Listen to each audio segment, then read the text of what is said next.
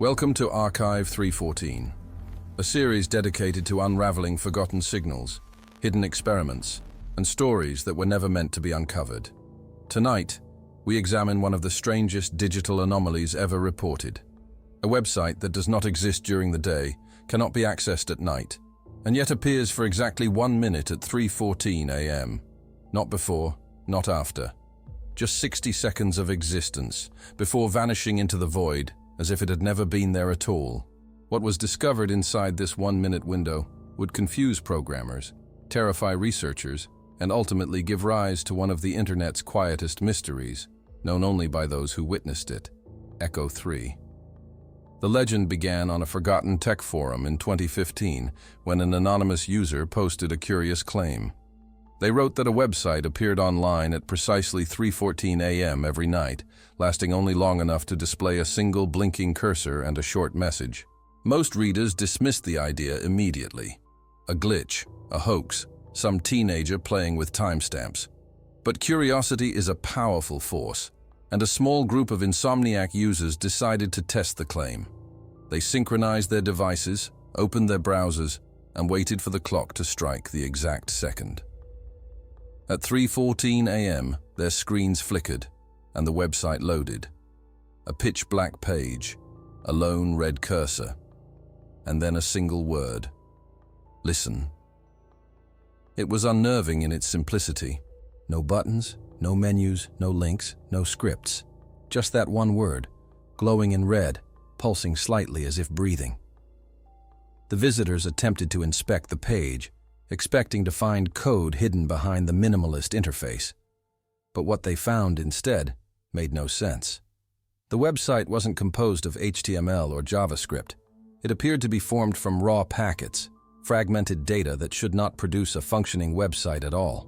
And embedded within those packets was something even stranger, an audio stream. At first, the audio resembled low static, the type of noise you might hear on an old radio between stations. But when slowed down and cleaned, the static revealed a deeper structure. Pulses, metallic vibrations, slow, heavy bursts of low frequency that seemed to follow a rhythm no one could identify. Some listeners described the sound as breathing, massive, slow, and impossibly deep, like something alive moving through water. Others compared it to machinery, gears turning underwater, scraping across metal, or the groaning of a distant, submerged structure. When a spectrogram was generated from the recording, the waveform produced an irregular pattern. The peaks and valleys resembled faint shapes, almost like a distorted face forming within the noise. Skeptics dismissed it as pareidolia, a trick of perception. But those who had been listening since the beginning insisted that something inside the audio was aware of being observed. The second night, the group returned to the site, and once again, at exactly 3:14 a.m., the page appeared. This time, the word "listen" remained on the screen longer, and the audio stream activated instantly. One user attempted to download the audio without decoding it, but the file that appeared on their machine was empty, 0 kilobytes.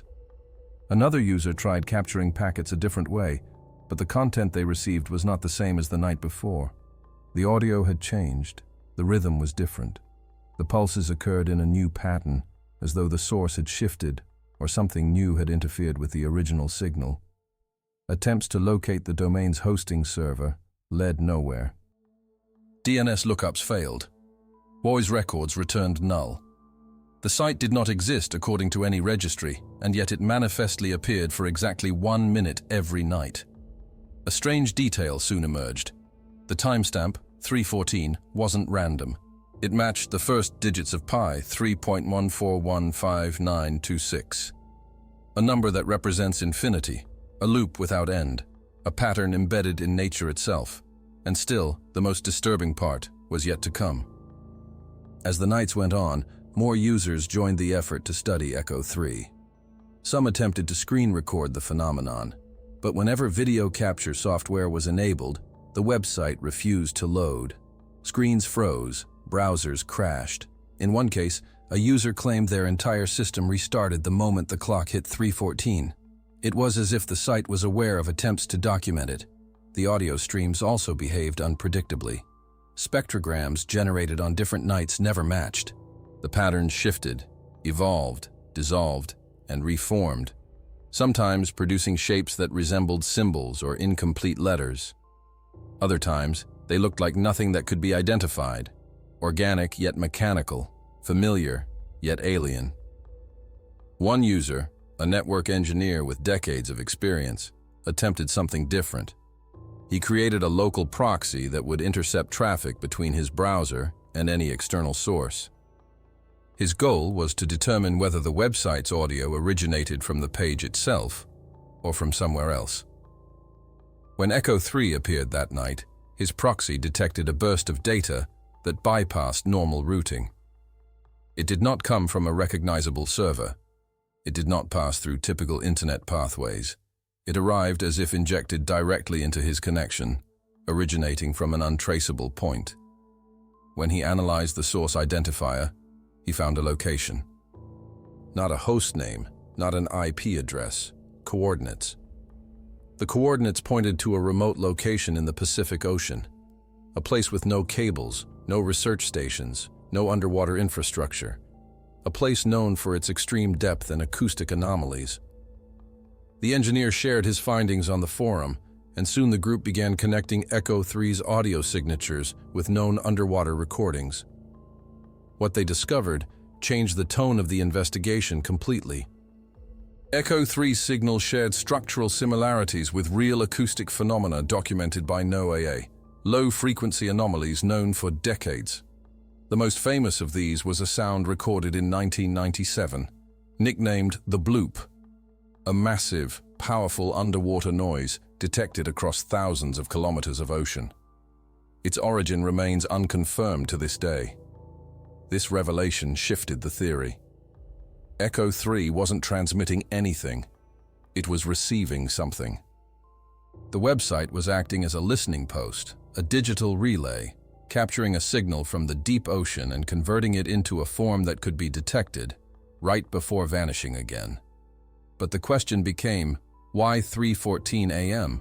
Why that minute? Some researchers speculated that the timing aligned with a global synchronization event across deep-sea sensors.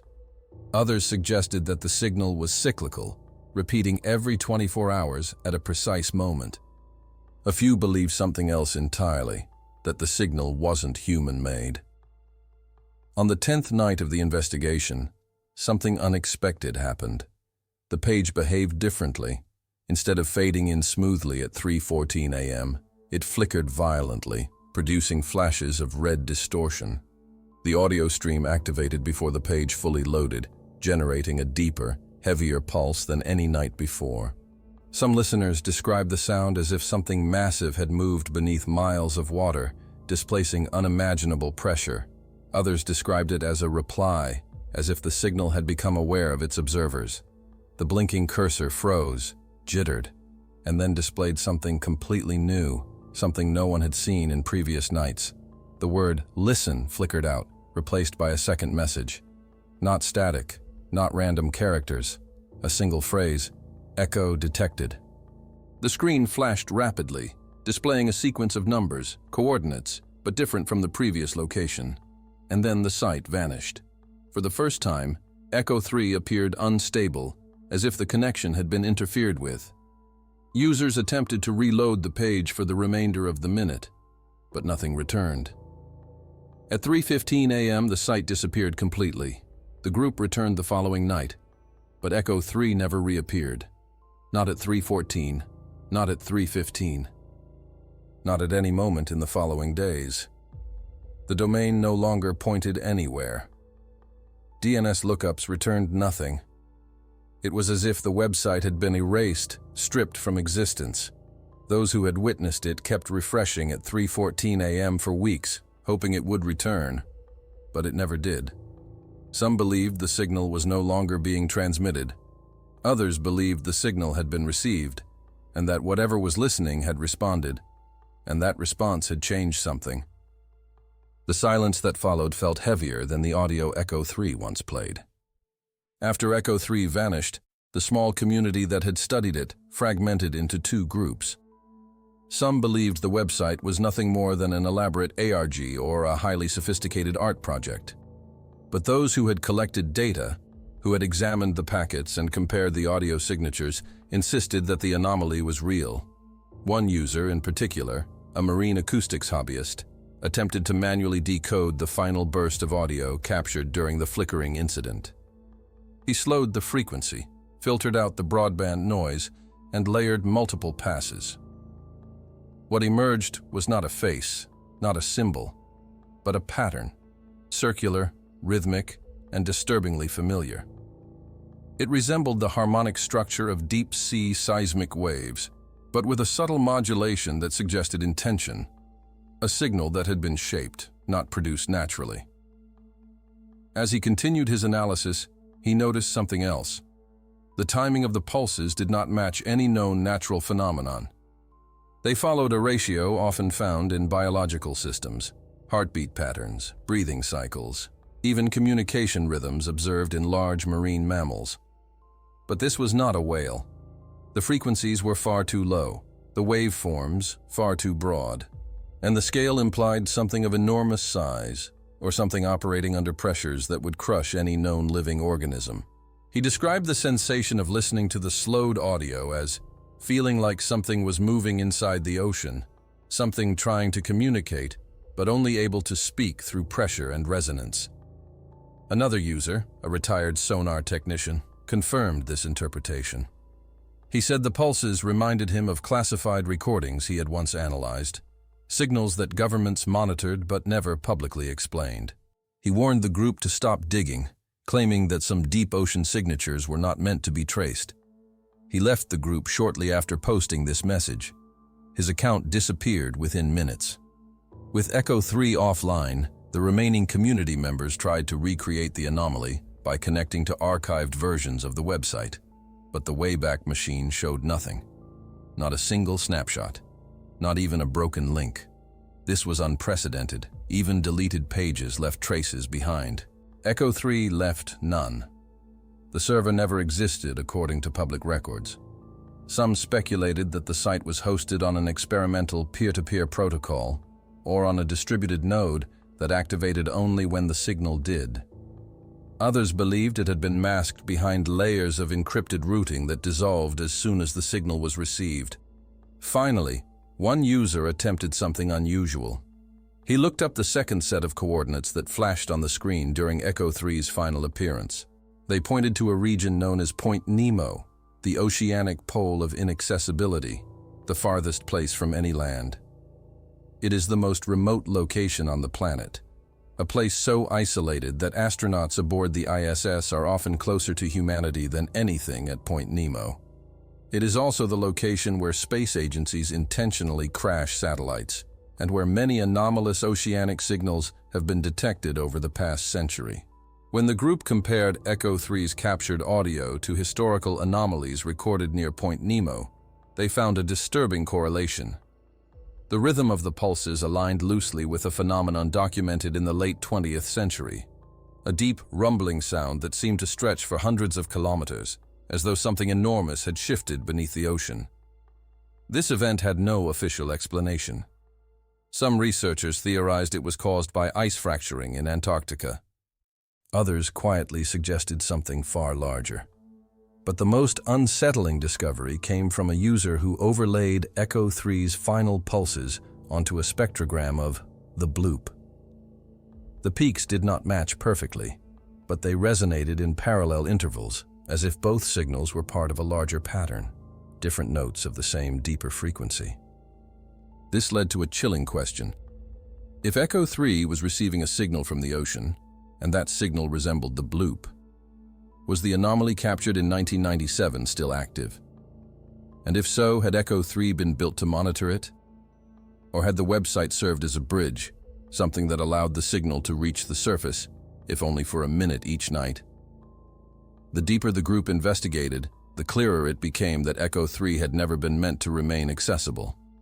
Something had intervened. Something had answered. And whatever the website had been listening for, it had finally heard. In the weeks following Echo-3's disappearance, The community that once gathered nightly at 3:14 a.m. slowly dissolved. Some users drifted away, convinced the anomaly had been nothing more than a glitch or a coincidence. Others remained restless, unable to shake the feeling that they had witnessed something they were not supposed to. A few continued monitoring deep-sea acoustic feeds, hoping to find another signal that matched the one Echo-3 carried, but nothing surfaced. The ocean returned to its normal chorus of distant rumbles, shifting currents, and biological calls. Yet the silence felt artificial, as if something had gone quiet deliberately. One of the last active members of the group, a programmer named Ellis, attempted to rebuild the Echo-3 interface from memory. He recreated the black screen, the red cursor, even the packet handling scripts they had managed to intercept. But when he tried to simulate the audio injection, something unexpected happened. His terminal produced a strange error. Source unavailable. It was a generic message, one that typically appeared during hardware issues, but Ellis swore he had never seen it originate from a software-level simulation. He checked his system logs and found nothing unusual, except for a single anomaly, a timestamp reading 03:14:03 from a moment when his system had been idle. Another user experienced something similar. While attempting to manually reconstruct the audio waveform, his program detected an unexplained burst of low-frequency energy, about 1 second long, captured by his microphone, despite his room being silent. He believed it was nothing more than electromagnetic interference. But when he plotted the waveform, his heart froze. The shape was nearly identical to one of the Echo-3 pulses. He deleted his files that same night. Months passed, and the online discussions dried up. But then, an oceanographic report surfaced, a brief mention of an unusual acoustic event recorded deep in the Pacific, not far from the coordinates Echo-3 had displayed. The signal was faint, so faint it had almost been dismissed as background noise. Yet its structure bore a resemblance to asymmetrical patterns observed in other unexplained oceanic events, patterns that seemed too orderly to be geological and too powerful to be biological. The report didn't draw conclusions. Most scientific publications don't. But for those who had followed Echo-3, it felt like a quiet echo of something that had not fully ended. One of the original investigators, who had stayed silent for months, returned to the now-abandoned forum to post a final message. He wrote, "I don't think Echo-3 was a website. I think it was a window. Something small, something narrow, something barely open, a way for a signal to reach us. And that last message, the one that said it heard us, I think it meant just that. It wasn't telling us we had detected something. It was telling us that something had detected us." No one replied to the post. Within a week, the forum itself went offline. And yet, for those who had monitored the website night after night, one final mystery remained unsolved. Why 3:14 a.m.? Why that exact moment? Some believed it was a symbolic reference to pi, an infinite loop, a time cycle repeating itself endlessly. Others believed the number meant nothing, that it was merely a coincidence, a random choice made by whatever intelligence lay behind the signal. But a few speculated that 3:14 a.m. was not chosen arbitrarily, that it marked a brief alignment between technological and environmental conditions, a moment when the world was quiet enough, synchronized enough, for something beneath the ocean to be heard. Whether Echo-3 was a failed experiment, a government monitoring station, a glitch in a classified system, or something not built by human hands, the truth remains sealed beneath the surface of the Pacific. What is known is that Echo-3 appeared, listened, relayed a message, and then vanished without a trace.